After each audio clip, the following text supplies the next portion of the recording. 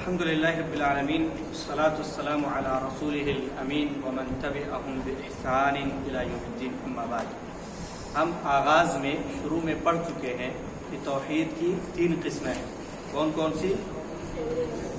توحید ربوبیت، توحید الوہیت، تیسری قسم ہے توحید اسماء و صفات۔ توحید ربوبیت اور توحید الوہیت کے تعلق سے بعض باتیں ہم پڑھ لیے ہیں۔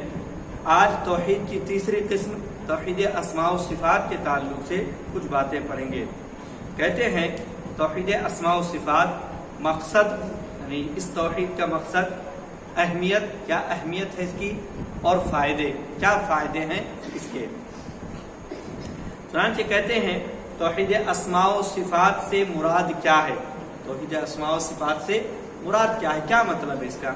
کہتے ہیں قرآن و حدیث میں جس طرح اللہ کے نام و صفات ثابت ہیں، قرآن اور حدیث میں جس طرح اللہ کے نام ثابت ہیں، صفات ثابت ہیں، ان پر تمثیل، تکییف، تعطیل اور تحریف کے بغیر ایمان لانا۔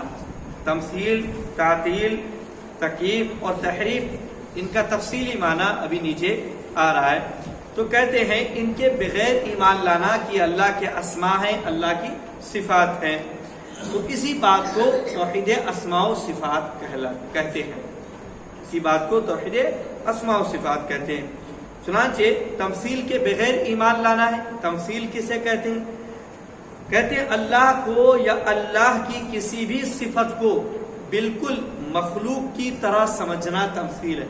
اللہ کو کہ اللہ فلاں جیسا ہے، یا اللہ کی کسی صفت کو، جیسے اللہ سنتا ہے تو اللہ کیسے سنتا ہے؟ انسانوں کی طرح سنتا ہے، آدمی اس طرح کا ہے، جانوروں کی طرح سنتا ہے۔ تو اللہ کو یا اللہ کی کسی صفت کو کسی مخلوق کی طرح سمجھنا یہ تمثیل ہے، جبکہ اللہ کے جیسا کوئی نہیں۔ اللہ رب العالمین کا فرمان ہے لیس کمثلہ شیء، اس کے جیسی کوئی چیز نہیں، وہو السمیع البصیر، اور وہ سنتا دیکھتا ہے، سننے والا دیکھنے والا ہے۔ تو جیسے سنتا ہے وہ اور جیسا دیکھتا ہے ویسے کوئی اور مخلوق نہ سن سکتی اور نہ دیکھ سکتی ہے۔ اسی طرح اللہ کے اسماء و صفات پر جو قرآن و سنت سے ثابت ہے، بغیر تکییف کے ایمان لانا ہے۔ تکییف کسے کہتے ہیں؟ اللہ کی کسی بھی صفت کی کیفیت و حالت پوچھنا یا بیان کرنا تکییف ہے۔ جیسے حدیث کے اندر ہے کہ اللہ کے ہاتھ ہیں، تو اللہ کا ہاتھ کیسے ہے یہ پوچھنا یا بیان کرنا، جس کا ذکر قرآن و سنت میں نہیں ہے، یہ تکییف ہے۔ اسی طرح دیگر مثالیں کہ اللہ کے چہرے کا ذکر ہے، لیکن اللہ کا چہرہ کیسے ہے یہ بیان کرنا یا پھر مثال دینا کسی سے، اس کی وضاحت کرنا، یہ سب جو ہے تکییف کہلاتا ہے۔ جبکہ اللہ کے بارے میں کسی کو مکمل معلومات نہیں ہے، اللہ کے تعلق سے مکمل معلومات نہیں ہے۔ حدیث میں قرآن میں ذکر ہے کہ اللہ کے ہاتھ ہیں، لیکن کیسے ہیں اس کا ذکر نہیں۔ اللہ کی انگلیاں ہیں، اس کا ذکر ہے، لیکن کیسی ہیں اس کا ذکر نہیں ہے۔ تو جتنا قرآن و سنت میں اللہ کے نام یا صفات کے تعلق سے بیان کیا گیا اس کو ہو بہو تسلیم کر لینا ہمارے سلف کا موقف ہے۔ اس تعلق سے اللہ کے صفات اور اسماء کے باب میں امر روحا کما جاءت، کہ یہ اسماء اور صفات جیسے قرآن و سنت میں آئے ہیں ان کو ویسے ہی گزار دو۔ امر روحا کما جاءت، جیسے آئے ہیں ویسے ہی گزار دو۔ اللہ کے ہاتھ ہیں، ہاں ہاتھ ہیں۔ اللہ کے پیر ہیں، ہاں پیر ہیں۔ اللہ کا چہرہ، ہاں چہرہ ہے۔ جس چیز کا ذکر آیا ہے اس کو ویسے ہی تسلیم کیا جائے گا۔ اسی لیے غالباً امام مالک رحمۃ اللہ علیہ کہتے ہیں کسی صفت کو آپ لے لیں، جیسے الوجہ معلوم، چہرہ معلوم ہے، قرآن و سنت کی دلیلوں سے ہمیں معلوم ہے کہ اللہ کا چہرہ ہے۔ الوجہ معلوم والکیف مجہول، لیکن چہرے کی کیفیت مجہول ہے، ہمیں نہیں معلوم ہے۔ والایمان بہ واجب، اس پر ایمان لانا واجب ہے کہ ہاں اللہ کا چہرہ ہے۔ والسؤال عنہ بدعۃ، اس کے متعلق سوال کرنا بدعت ہے۔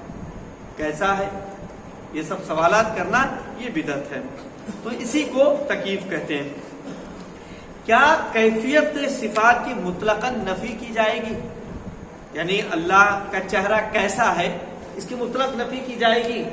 کیفیت کی کہ کیفیت ویفیت کچھ نہیں ہے، کیا اس کی مطلق نفی کی جائے گی؟ کہتے ہیں کیفیت صفات کی مطلق نفی نہیں کی جائے گی، بلکہ مخلوق کے علم سے کیفیت صفات کی نفی کی جائے گی۔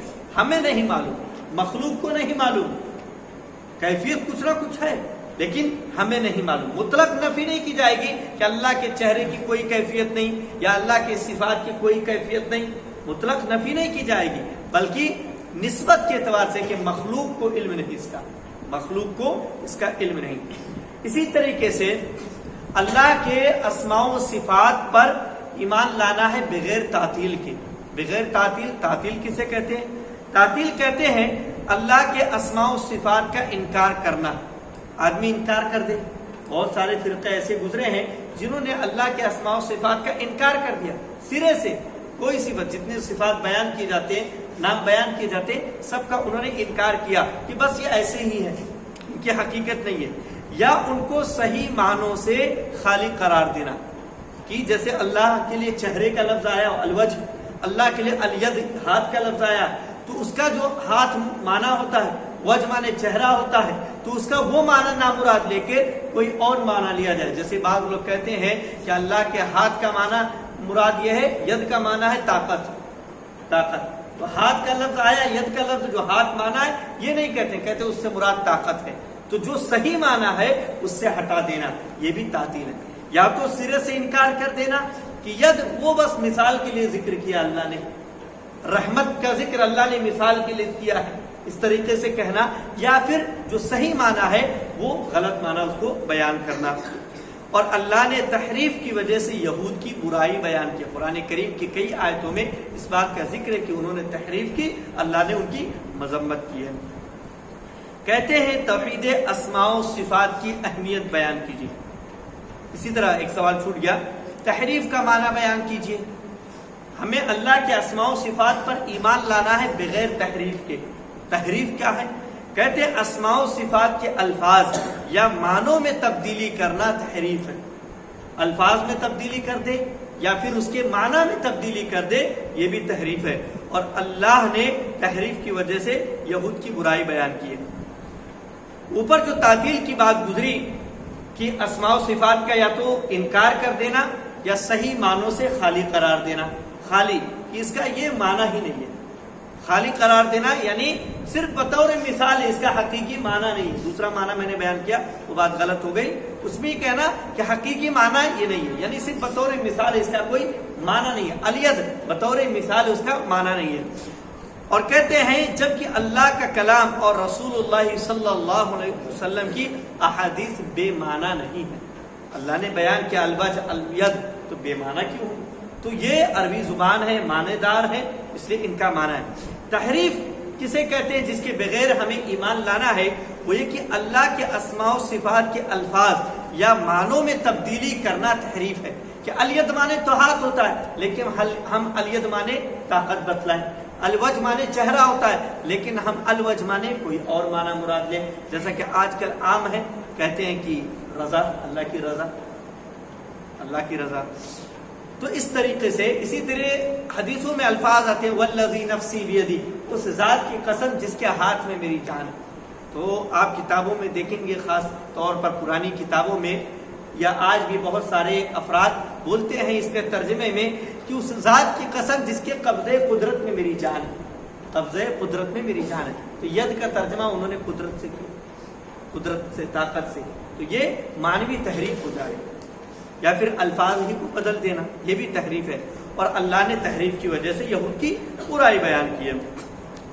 کہتے ہیں توحید اسماء و صفات کی اہمیت بیان کیجیے۔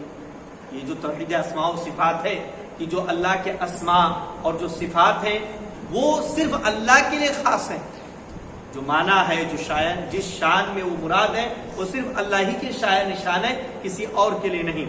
چنانچہ کہتے ہیں سب سے اول فریضہ اللہ کی پہچان ہے۔ دین کے 3 بنیادی اصول ہیں، ان بنیادی اصولوں میں سے سب سے پہلا اصل کیا ہے؟ اللہ کی معرفت، رب کی معرفت۔ تو سب سے اول فریضہ اللہ کی معرفت ہے، کلمہ توحید میں بھی اللہ ہی کی معرفت ہے، اور اس کے لیے اسماء و صفات اور ان کی شرح جاننا انتہائی ضروری ہے۔ ہم اللہ کو کیسے جانیں گے؟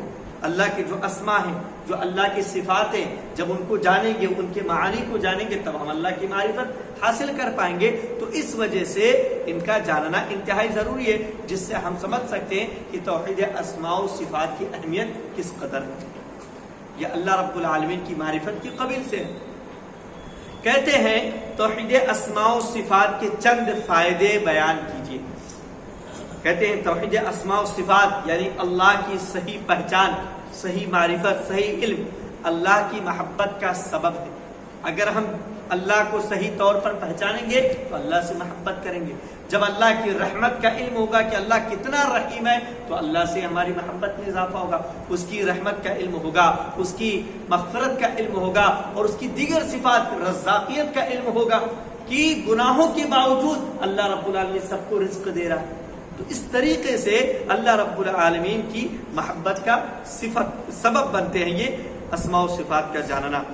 کہتے ہیں اس پر توکل کا راستہ، جب اللہ رب العالمین کے بارے میں علم ہوگا کہ اللہ رب العالمین کس طریقے سے مدد کرتا ہے، کیسے کیسے اپنے بندوں کا ساتھ دیتا ہے، تو اللہ پر توکل میں مزید اضافہ ہوگا۔ اور اس کے ساتھ باادب رہنے کا ذریعہ ہے کہ جب ہمیں اللہ کی عظمت اور شان کا علم ہوگا کہ اللہ رب العالمین کی ذات کس قدر عظیم ہے، جب ہم دنیا میں کسی کے بارے میں جانتے کہ یہ بڑا ہے تو اس کے ساتھ ادب کے ساتھ رہتے ہیں۔ تو جب اللہ کی عظمت اور اللہ کی شان کا علم ہوگا کہ اس سے عظیم کوئی ذات نہیں ہے، تو اسی اعتبار سے ہم اللہ کی عظمت کا خیال کرتے ہوئے اس کے سامنے باادب رہیں گے۔ تو اس طور پر یہ توحید اسماء و صفات کے فائدے ہیں۔ کہتے ہیں توحید اسماء و صفات کو پڑھنے کا مقصد کیا ہے؟ ان کو پڑھنے کا مقصد کیا ہے؟ کہتے ہیں صحیح معنوں میں اللہ کی عبادت کرنا اسماء و صفات کو پڑھنے کا مقصد ہے کہ ہم حقیقی طور پر، صحیح طور پر اللہ کی عبادت کر سکیں۔ جب ہمیں اللہ کی عظمت کا، اللہ کی صفات کا اچھے سے علم ہوگا، معرفت ہوگی، تو ہم حقیقی طور پر اللہ رب العالمین کی عبادت کر سکیں گے۔ خشوع، خضوع، اخلاص، ساری چیزوں میں ہم زیادہ طور پر اللہ کے سامنے پیش کر سکیں گے۔ تو اس طور پر ہمیں چاہیے کہ اسماء و صفات کے باب کو ہم اچھے سے سمجھیں۔ آپ کو معلوم ہونا چاہیے کہ گزشتہ قوم یا ہماری مسلمانوں میں جو بہت سارے فرقے ہوئے، ان میں سے بہت سارے فرقے اسماء و صفات کے باب میں گمراہ ہوئے۔ بڑے بڑے علماء، سلف کے بھی بڑے بڑے علماء، انہوں نے کتابیں بہت اچھی لکھی، دین کی بہت ساری خدمتیں کی، لیکن اسماء و صفات کے باب میں وہ بھٹک گئے۔ اسماء و صفات کے باب میں وہ بھٹک گئے، دوسری راہوں پر چلے گئے، لہذا ان کی کتابوں سے فائدہ اٹھایا جاتا ہے، لیکن وہیں پر حاشیہ چڑھا دیا جاتا ہے کہ انہوں نے اس صفت میں جو تحریف کی ہے، جو تمثیل کی ہے، جو تعطیل کی ہے، جو کچھ کیا ہے، تکییف کی ہے، وہ غلط ہے، سلف کے قاعدے کے خلاف ہے۔ تو اس طور پر اس باب میں بہت سارے لوگ گمراہ ہوئے، اس لیے ہمیں بچ کر رہنا چاہیے اور توحید کا، توحید اسماء و صفات کا اچھے طور پر علم حاصل کر لینا چاہیے۔ اللہ رب العالمین سے دعا گو کہ ہم تمام لوگوں کو توحید کے ہر قسم میں پختہ علم حاصل کرنے کی توفیق عطا فرمائے۔ آمین، تقبل یا رب العالمین۔